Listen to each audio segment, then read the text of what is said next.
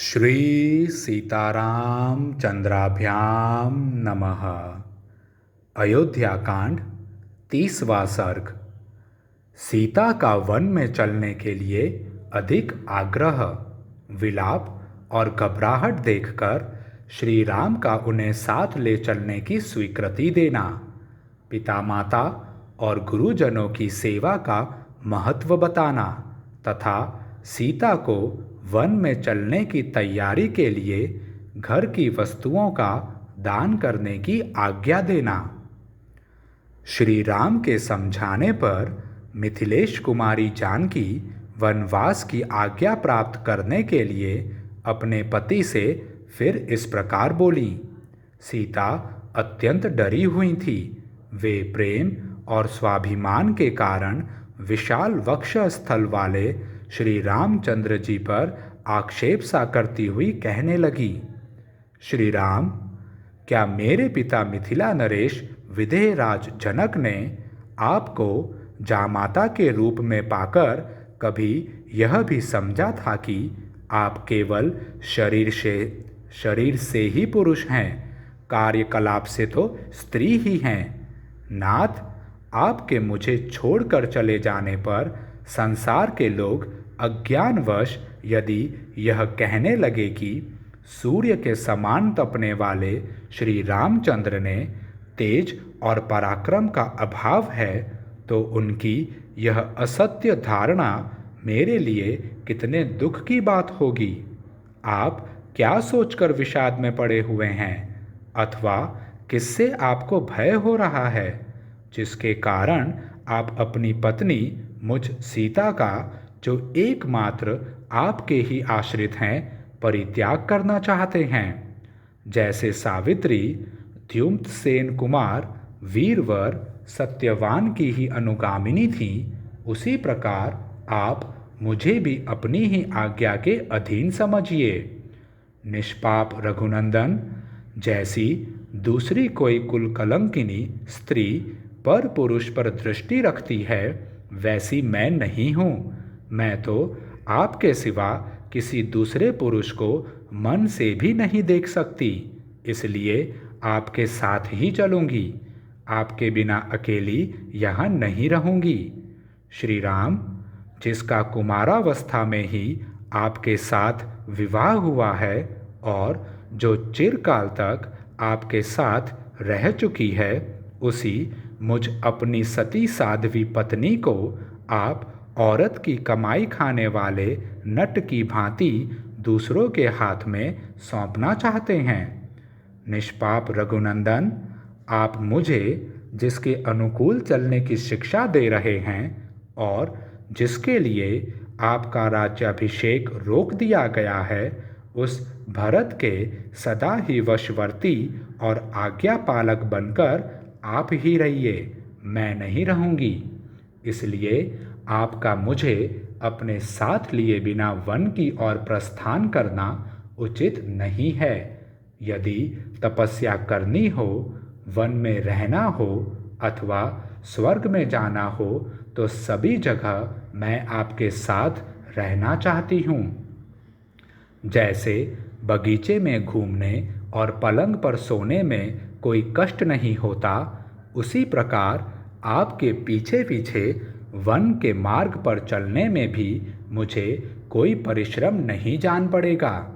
रास्ते में जो कुश, कास, सरकंडे, सीक और कांटेदार वृक्ष मिलेंगे, उनका स्पर्श मुझे आपके साथ रहने से रुई और मृग चर्म के समान सुखद प्रतीत होगा।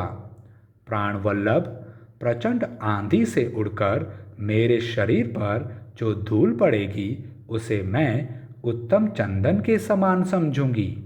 जब वन के भीतर रहूंगी, तब आपके साथ घासों पर भी सो लूंगी। रंग बिरंगे कालीनों और मुलायम बिछौनों से युक्त पलंगों पर क्या उससे अधिक सुख हो सकता है?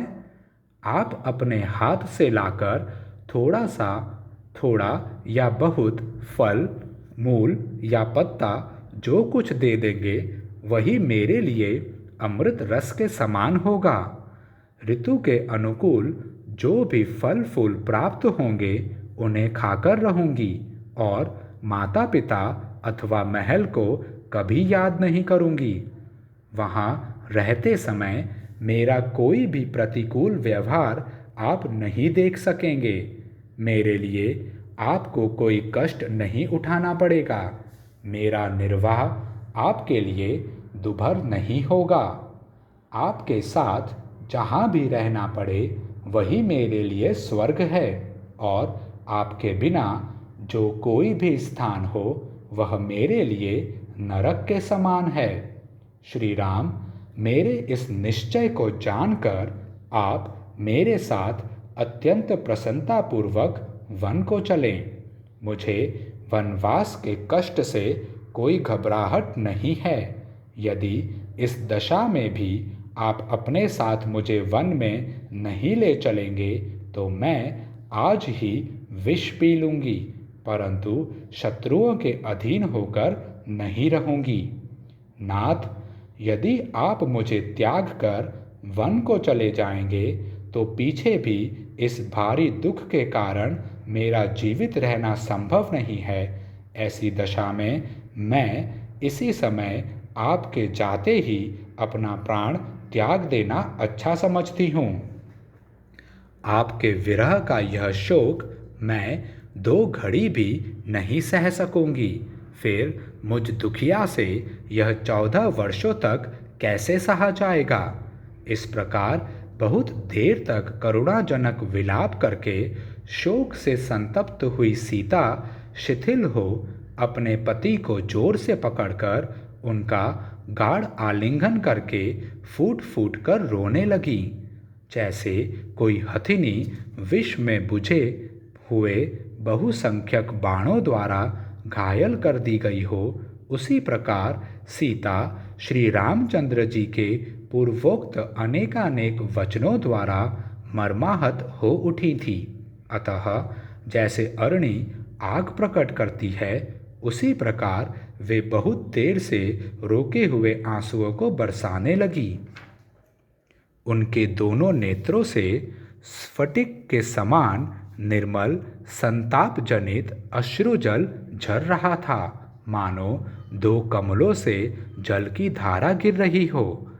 बड़े बड़े नेत्रों से सुशोभित और पूर्णिमा के निर्मल चंद्रमा के समान कांतिमान उनका वह मनोहर मुख संताप जनित ताप के कारण पानी से बाहर निकाले हुए कमल के समान सूख सा गया था।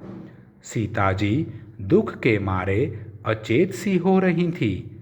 श्री रामचंद्र जी ने उन्हें दोनों हाथों से संभाल कर हृदय से लगा लिया और उस समय उन्हें सांत्वना देते हुए कहा, देवी, तुम्हें दुख देकर मुझे स्वर्ग का सुख मिलता हो तो मैं उसे भी लेना नहीं चाहूँगा। स्वयंभू ब्रह्मा जी की भांति मुझे किसी से किंचित भी भय नहीं है। शुभान ने, यद्यपि वन में तुम्हारी रक्षा करने के लिए मैं सर्वथा समर्थ हूँ, तो भी तुम्हारे हार्दिक अभिप्राय को पूर्ण रूप से जाने बिना तुमको वनवासिनी बनाना मैं उचित नहीं समझता था। मिथिलेश कुमारी, जब तुम मेरे साथ वन में रहने के लिए ही उत्पन्न हुई हो तो मैं तुम्हें छोड़ नहीं सकता। ठीक उसी तरह जैसे आत्मज्ञानी पुरुष अपनी स्वाभाविक प्रसन्नता का त्याग नहीं करते। हाथी की सूंड के समान जांघ वाली जनक किशोरी, पूर्व काल के सत्पुरुषों ने अपनी पत्नी के साथ रहकर जिस धर्म का आचरण किया था उसी का मैं भी तुम्हारे साथ रहकर अनुसरण करूँगा, तथा जैसे सुवर्चला अपने पति सूर्य का अनुगमन करती हैं उसी प्रकार तुम भी मेरा अनुसरण करो। जनक नंदिनी, यह तो किसी प्रकार संभव ही नहीं है कि मैं वन को न जाऊं, क्योंकि पिताजी का वह सत्ययुक्त वचन ही मुझे वन की ओर ले जा रहा है। सुश्रोणी, पिता और माता की आज्ञा के अधीन रहना पुत्र का धर्म है, इसलिए मैं उनकी आज्ञा का उल्लंघन करके जीवित नहीं रह सकता। जो अपनी सेवा के अधीन है उन प्रत्यक्ष देवता, माता, पिता एवं गुरु का उल्लंघन करके जो सेवा के अधीन नहीं हैं उस अप्रत्यक्ष देवता दैव की विभिन्न प्रकार से किस तरह आराधना की जा सकती है। सुंदर नेत्र प्रांत वाली सीते, जिनकी आराधना करने पर धर्म, अर्थ और काम तीनों प्राप्त होते हैं तथा तीनों लोकों की आराधना संपन्न हो जाती है, उन माता, पिता और गुरु के समान दूसरा कोई पवित्र देवता इस भूतल पर नहीं है।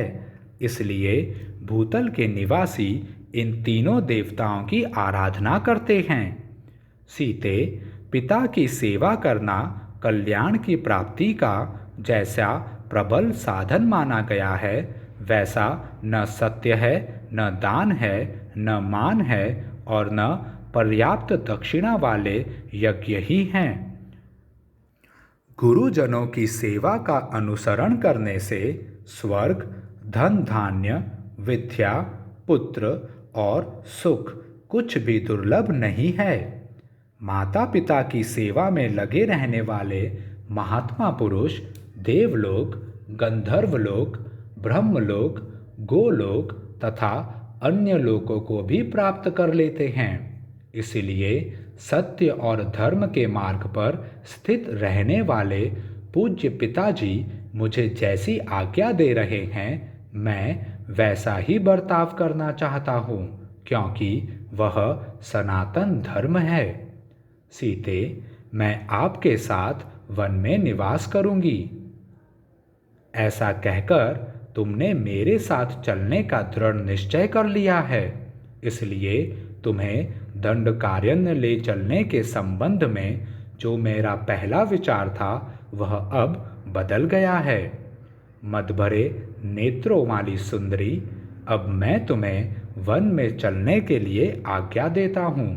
भीरू, तुम मेरी अनुगामिनी बनो और मेरे साथ रहकर धर्म का आचरण करो। प्राणवल्लभे सीते, तुमने मेरे साथ चलने का जो यह परम सुंदर निश्चय किया है, यह तुम्हारे और मेरे कुल के सर्वथा योग्य ही है। सुश्रोणी, अब तुम वनवास के योग्य दान आदि कर्म प्रारंभ करो। सीते, इस समय तुम्हारे इस प्रकार दृढ़ निश्चय कर लेने पर तुम्हारे बिना स्वर्ग भी मुझे अच्छा नहीं लगता है। ब्राह्मणों को रत्न स्वरूप उत्तम वस्तुएं दान करो और भोजन मांगने वाले भिक्षुओं को भोजन दो। शीघ्रता करो, विलंब नहीं होना चाहिए। तुम्हारे पास जितने बहुमूल्य आभूषण हो, जो अच्छे अच्छे वस्त्र हो, जो कोई भी रमणीय पदार्थ हो तथा मनोरंजन की जो सुंदर सामग्रियां हो, मेरे और तुम्हारे उपयोग में आने वाली जो उत्तम शैयाएँ, सवारियाँ तथा अन्य वस्तुएं हो, उनमें से ब्राह्मणों को दान करने के पश्चात जो बचे उन सबको अपने सेवकों को बांट दो। स्वामी ने वन में मेरा जाना स्वीकार कर लिया। मेरा वन गमन उनके मन के अनुकूल हो गया। यह जानकर देवी सीता बहुत प्रसन्न हुई और शीघ्रतापूर्वक सब वस्तुओं का दान करने में जुट गईं। तदंतर अपना मनोरथ पूर्ण हो जाने से अत्यंत हर्ष में भरी हुई यशस्विनी एवं मनस्विनी सीता देवी स्वामी के आदेश पर विचार करके धर्मात्मा ब्राह्मणों को धन और रत्नों का दान करने के लिए उद्यत हो गई। इस प्रकार श्री वाल्मीकि निर्मित आर्ष रामायण आदि काव्य के अयोध्या कांड में 30वां सर्ग पूरा हुआ। जय श्री राम।